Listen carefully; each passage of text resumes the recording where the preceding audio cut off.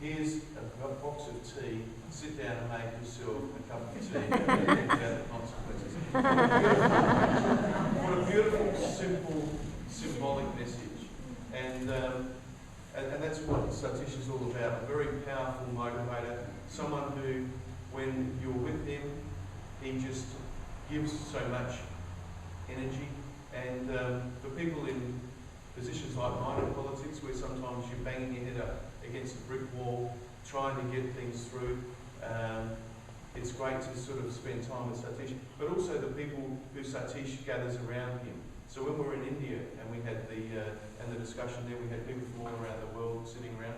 They were very interested to know about what we were doing here in McLaren Vale with the agricultural preserve. And that was something that was started by people who were here in this room tonight.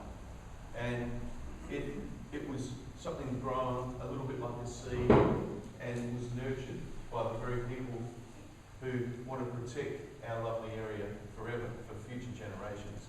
And I always found that when I came back from spending time with Satish, because we also caught up in the UK last year, where Satish has lived since 1973 at Schumacher College, and the people there were very interested in what we were doing here in South Australia. I mean, the agricultural preserve legislation is pretty groundbreaking legislation, where we've taken a piece of land here and another piece of the Barossa, and we've drawn a line around it and said this land has to be preserved for agricultural pursuits into the future, and only both houses of parliament can change that, so there can be no more gutter-to-gutter housing. We learned from Satish and we learned from other people who came to his courses about the fight to stop the growing of GM crops. And South Australia remains the only mainland state in Australia where it's forbidden to grow GM crops. That's a really tough battle, because there's a lot of people out there with a lot of money, like Monsanto and Bayer, who keep trying to force GM crops upon us. And there's people around our caucus table, around our cabinet table, in other political parties who want GM crops to be able to be grown here. And it takes a lot of strength to maintain that fight.